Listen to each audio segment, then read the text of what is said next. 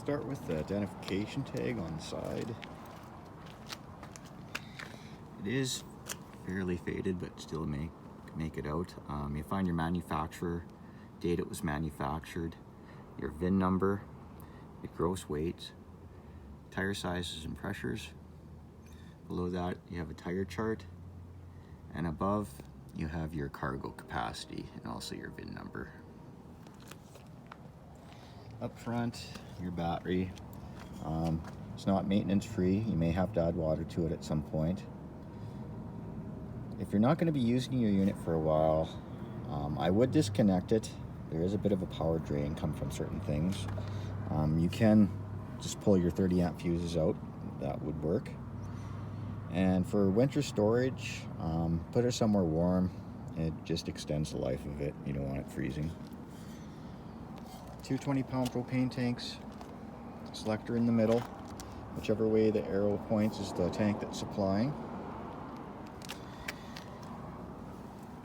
Your breakaway here.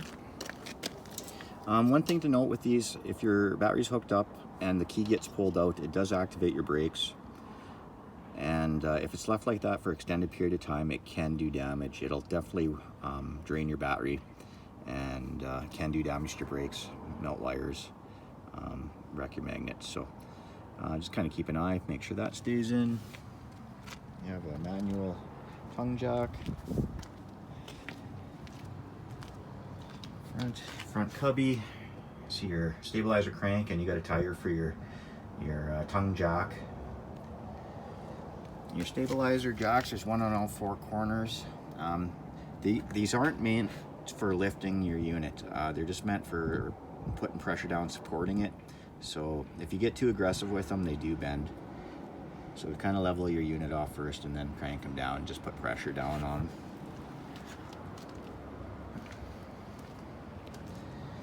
City water connect. If you're at a campsite that has water right at your campsite, you can just run your garden hose directly into there. Water fill for your inboard water tank. Outside shower, hot and cold. Your water heater. These are propane and 110 electric.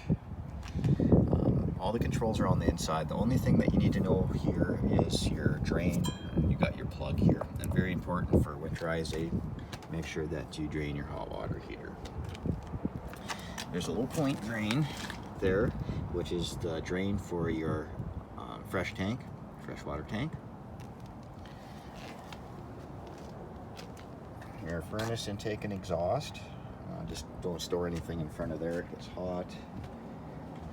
Slide. Your sewer dump. So you have your two gray tanks here, your black tank on the other side. And when you're dumping, I recommend dumping your black first and then your gray. Another stabilizer jack at the back. You have your power cable, 30 amp here. Satellite TV input, or input, sorry, goes in. Sewer hose, bumper. This unit doesn't have a ladder, but I do recommend just inspecting your roof, once or twice a year, especially if you were in a big storm, just in case, if there was hail or the wind, maybe something got cracked, vent or cover. Just kind of take a peek. Spare tire at the back. Little cubby hole. Storage there. Electric awning. Couple speakers outside. On your wheels, these center caps do pop off. There is grease nipples in behind. Not a bad idea to give your wheel bearings, a couple shots of grease once in a while. But if you are putting lots of miles on, I do recommend getting them repacked every year or every couple years. Outside light. This is the vent for your fridge. All the controls are on the inside, so you don't need to go in there. Entrance there.